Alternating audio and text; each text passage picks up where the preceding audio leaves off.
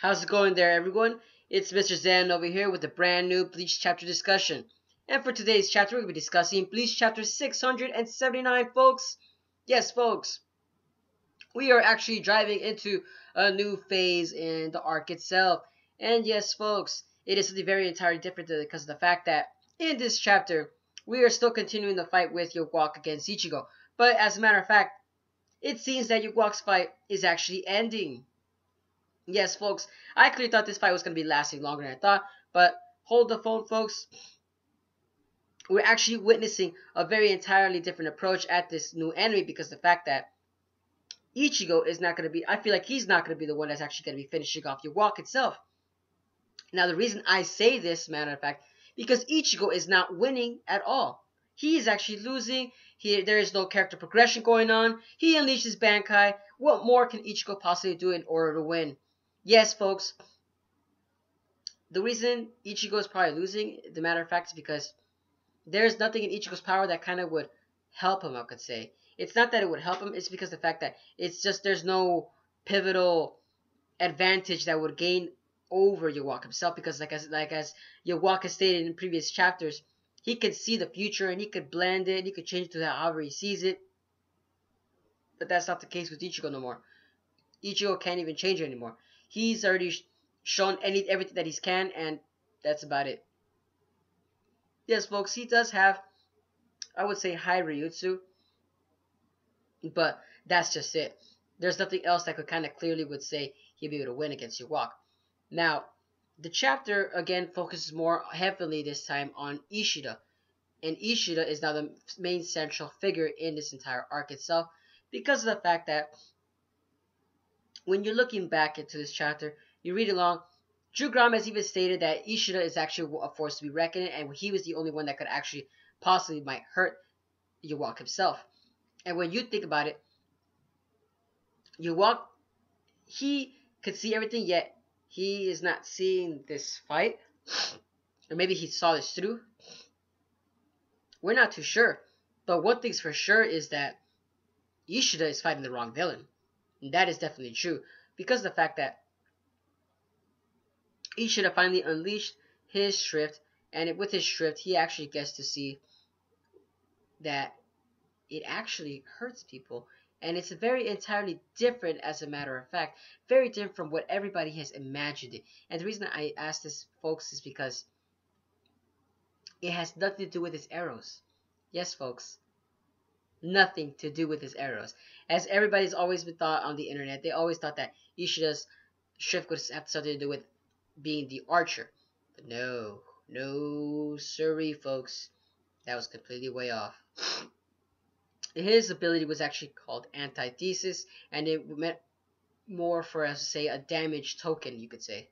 The more damage the person gets, the more he can inflict it back onto the person. Now, that was pretty cool.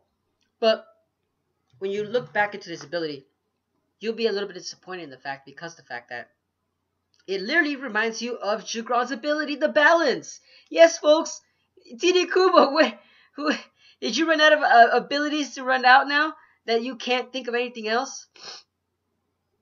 And now I'm a little disappointed. Yes, folks, I'm sorry to say it, but Ishida, he's being downplayed. But at least we get to see that an ability that can actually hurt your walk. Now that got me a little interested in the fact. Yes, folks. Poor Ishida. He gets his ray of shine in there, but at the same time, he kind of gets downgraded at the same time because it's the same ability as Jugron. Come on, guys. There's nothing really big and special about that. But I don't want to digress too much away from the chapter. As we continue the chapter, we see Ichigo losing, and then Jugron is going to steal back the abilities, his Quincy powers back from Ichigo. He's going to steal those back, and the reason that's going to be the case is because Ichigo's not doing anything. Even Inoue actually lost, and I'm kind of disappointed in Inoue because I thought she might have done something else, or she would have been more provocative, or I'm sorry, not provocative. She would have provided more assistance in helping Ichigo. But that's not the case. Like I said, Tita Kubo is kind of trolling us to the fact that there are some things that could be happening. We still have yet to see Ishin, Kurosaki, and Uryu's father still come into play, so there is still some other players at hand.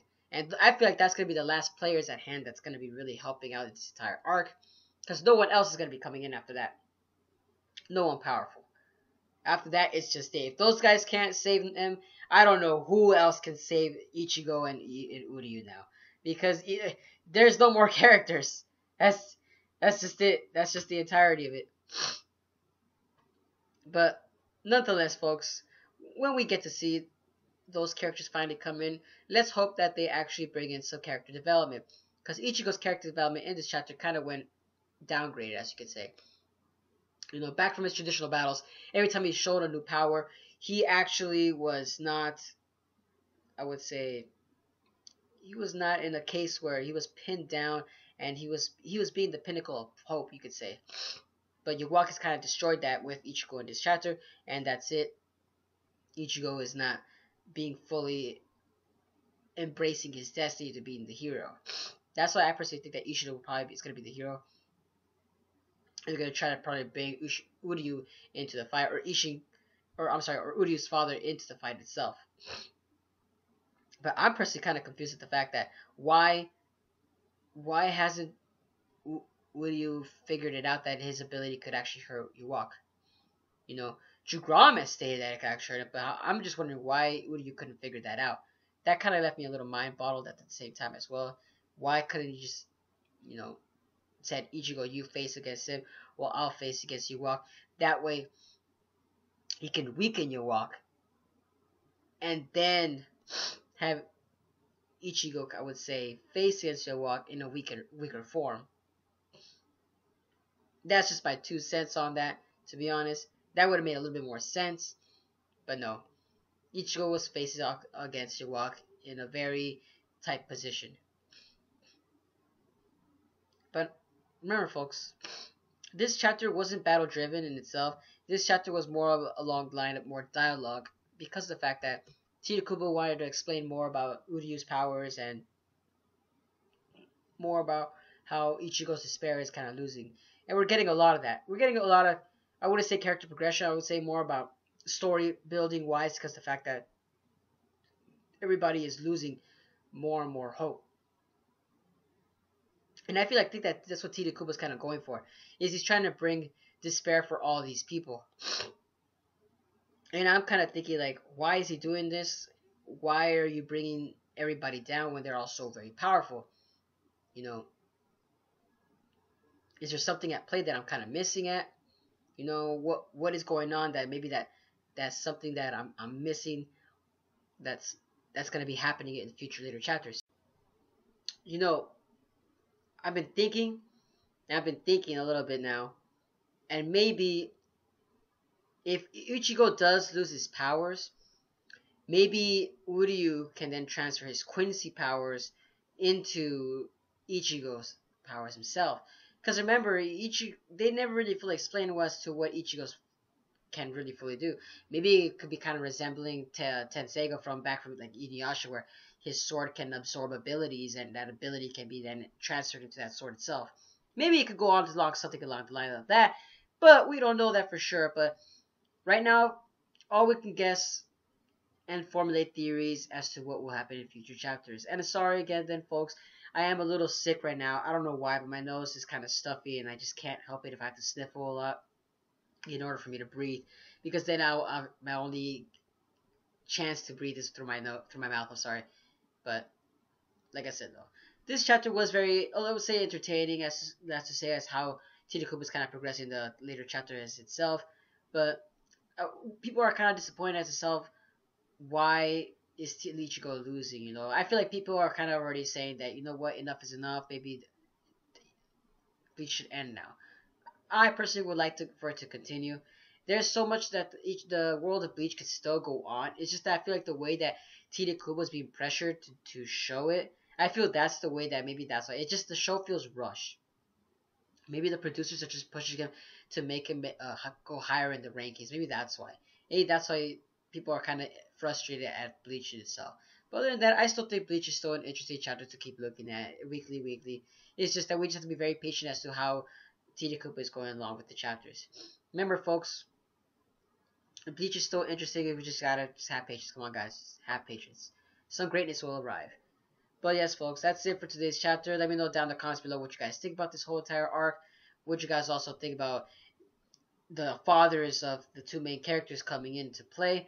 Also, what do you guys think that is Ichigo's sword gonna really absorb Uryu's abilities? Because we can see that Ichigo's losing his abilities now. Do you guys think that Ichigo will gain a new ability through Ishikurosaki? And also, what do you guys think about Inoue as to if your theories are actually came out right? If she was really no help at all and she was just the innocent bystander. But like I said, folks, let me know down in the comments below what you guys think about this chapter. I already gave my 2 cents on this chapter, and I personally thought that I still think it's an interesting chapter, but a lot more can happen. And let's just say that Yawak, he has a new enemy, and I feel Ishida will probably be the new main character that is gonna happen. But yes, folks, don't forget to subscribe to my YouTube channel. And as always, have a wonderful day, folks. This is Mr. Zen signing out.